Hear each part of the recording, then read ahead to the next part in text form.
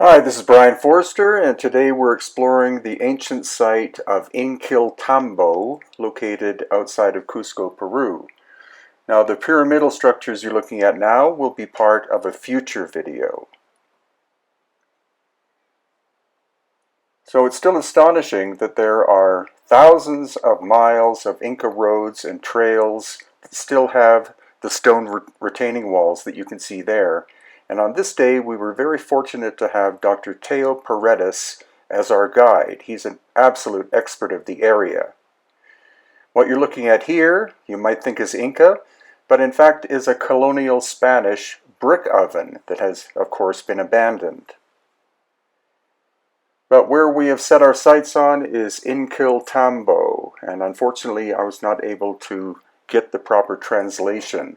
Tambo means inn or resting place, and this was a location in Inca times where people would stop and worship and do other activities on their way from Cusco to the Sacred Valley and back.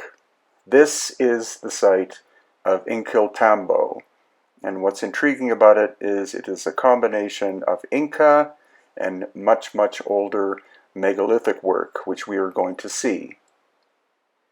And the site has been beautifully restored and maintained by the Peruvian government quite recently at the cost of more than $1 million. So it's wonderful that they have spent this much time and effort on a site that probably 10 to 15 people visit per day. So here we are crossing over a little wooden bridge, which of course would have been a wooden bridge as well during Inca times. And we're going to be looking at some very rough Inca stonework, some very fine Inca stonework, and some mysterious megalithic work, which, as I said, is clearly much older than the Inca. So here you get a sense of scale of Inkilltambo.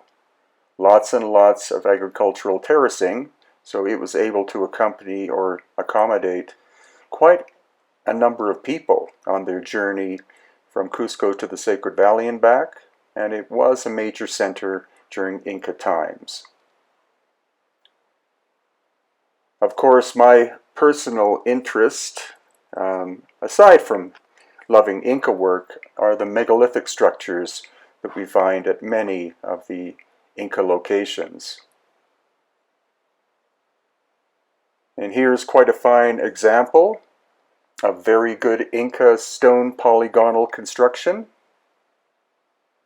You can see how tight-fitting the stones are. Unfortunately, again, centuries of damage and neglect, but some very good restoration work. And here, the megalithic aspect.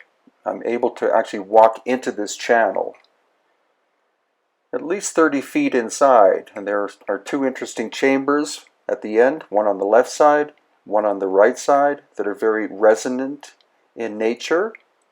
So it would appear that the original function of this, whoever it was who made megalithic work like that, which we don't know, was vibrational or acoustic in nature.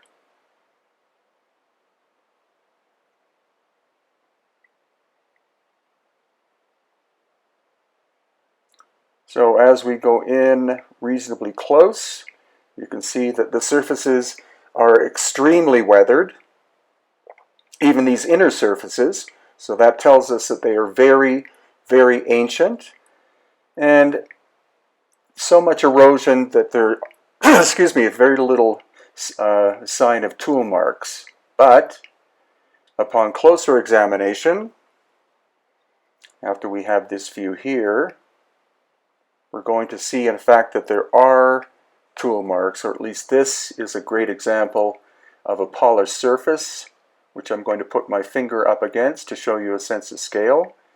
This vertical surface, narrow though it is much more highly polished and is slightly deeper than the surrounding surfaces. So this clearly is evidence of some kind of ancient machine technology being involved.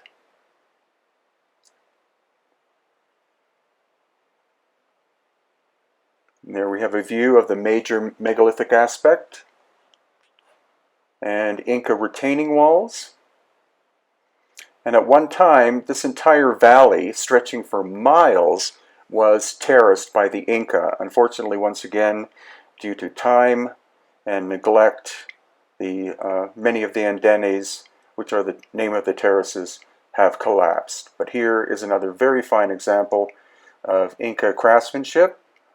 And in the background, we have the side area of the main megalithic structure. So again, strange indentations into the stone, transitioning into fine Inca work. And here again, another great example of Inca craftsmanship, transitioning into the megalithic. And here Dr. Teo Paredes is showing us the sense of scale and the accuracy of the Inca stonework.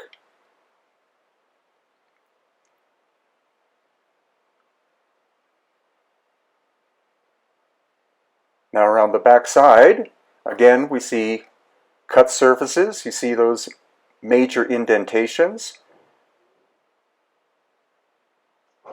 And then here, more indentations on the back surface, the Inca on the left transitioning into the megalithic, and then back to the Inca again on the right-hand side. And finally, an overview of Inkilltambo.